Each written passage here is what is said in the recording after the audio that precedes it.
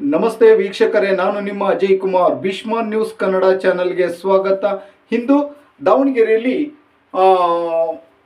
ಹೆಚ್ಚಾಗಿರ್ತಕ್ಕಂಥ ಅಂದರೆ 8,000 ಜನರನ್ನು ನೋಡಿಕೊಳ್ಳಲು ಒಬ್ಬ ಆಶಾ ಕಾರ್ಯಕರ್ತೆಯನ್ನು ನೇಮಕ ಮಾಡಿದ್ದಾರೆ. 1,000ಕ್ಕಿಂತ ಕೆಳಗಿರ್ತಕ್ಕಂಥ ಆಶಾ ಕಾರ್ಯಕರ್ತೆಯರನ್ನು ಕೆಲಸದಿಂದ ವಜಾ ಮಾಡುವಂಥ ಕೆಲಸವನ್ನು ಘನ ಸರ್ಕಾರ ಮಾಡ್ತಾ ಇದೆ. ಈ ಒಂದು ಸರ್ಕಾರದ ಆದೇಶದನ್ವಯ ನಮ್ಮ ದಾವಣಗೆರೆ ಡಿಸ್ಟಿಕ್ನಲ್ಲಿ 97 ಜನರನ್ನು ತೆರವುಗೊಳಿಸಲಾಗಿದೆ. ಈ ಒಂದು 97 ಜನರು ತೆರವುಗೊಳಿಸಿರೋದ್ರಿಂದ ಆಶಾ ಕಾರ್ಯಕರ್ತರು ಮನನೊಂದು ನಮ್ಮ ಜೀವನ ಹೇಗೆ, ನಮ್ಮ ಬದುಕು ಹೇಗೆ, ನಾವು ಯಾವ ರೀತಿ ಬದುಕಬೇಕು, ನಾವು ಸುಮಾರು ವರ್ಷಗಳಿಂದ 12 ವರ್ಷಗಳಿಂದ ನಾವು ಇಲ್ಲಿ ಕಾರ್ಯವನ್ನು ನಿರ್ವಹಿಸಿದ್ದೀವಿ, ನಮಗೆ ಈ ರೀತಿ ಆಗೋದ್ರಿಂದ ನಾವು ಬದುಕನ್ನು ಕಟ್ಟಿಕೊಳ್ಳೋದಾದರೂ ಹೇಗೆ, ಸುಮಾರು 12 ವರ್ಷದಿಂದ ನಾವು ಈ ಒಂದು ಕೆಲಸವನ್ನು ನಿರ್ವಹಿಸ್ಕೊಂಡು ಬಂದೀವಿ, ಏಕಾಏಕಿ ನಮ್ಮನ್ನು ತೆರವುಗೊಳಿಸಿದರು ಹೇಗೆ ಅಂತೇಳಿ ಇಂದು ದಾವಣಗೆರೆ ಡಿಸ್ಟಿಕ್ಕಲ್ಲಿ ಒಂದು ಸ್ಟ್ರೈಕನ್ನು ಮಾಡ್ತಾ ಇದ್ದಾರೆ.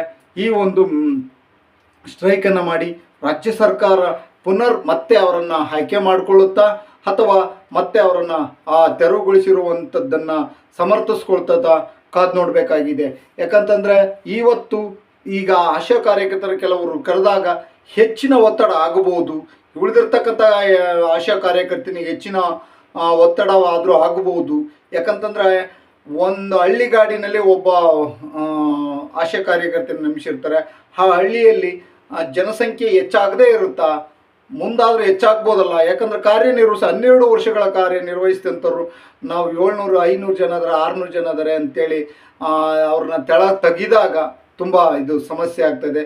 ಕೂಡಲೇ ಘನ ಸರ್ಕಾರ ಇತ್ತ ಕಡೆ ಮನಸ್ಸು ಮಾಡಿ ಒಂದು ನೊಂದಂಥ ಆಶಾ ಕಾರ್ಯಕರ್ತೆಯರಿಗೆ ನೆರವನ್ನು ಕೊಡುವಂಥರ ಮುಖಾಂತರ ಅಥವಾ ಮತ್ತೆ ಅವರನ್ನು ಆಯ್ಕೆ ಮಾಡಿಕೊಳ್ಳೋದ್ರ ಮುಖಾಂತರ ಈ ಒಂದು ಬಡ ಕುಟುಂಬದಲ್ಲಿರ್ತಕ್ಕಂಥ ಎಷ್ಟೋ ಜನ ಆಶಾ ಕಾರ್ಯಕರ್ತರಿಗೆ ನೆರವಾಗುತ್ತೆ.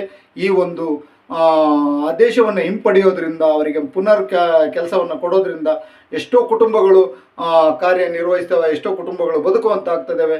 ಅವರಿಗೆ ಕೊಡುವಂತಾಗಲಿ ಘನ ಸರ್ಕಾರ ಇತ್ತ ಮನಸ್ಸು ಮಾಡಿ ಆ ಒಂದು ಬಡ ಕುಟುಂಬಗಳಿಗೆ ಏನು ಇಷ್ಟು ವರ್ಷಗಳ ಕಾಲ 12 ವರ್ಷಗಳ ಕಾರ್ಯನಿರ್ವಹಿಸತಕ್ಕಂಥ ನಮ್ಮ ದಾವಣಗೆರೆ ಡಿಸ್ಟಿಕ್ನಲ್ಲಿರ್ತಕ್ಕಂಥ 97 ಜನರನ್ನು ತೆಗೆದರೆ ಈ 97 ಜನಗಳನ್ನು ಮತ್ತೆ ತೆಗೆದುಕೊಂತ ಆಗಲಿ ಅಂತ ಹೇಳ್ತಾ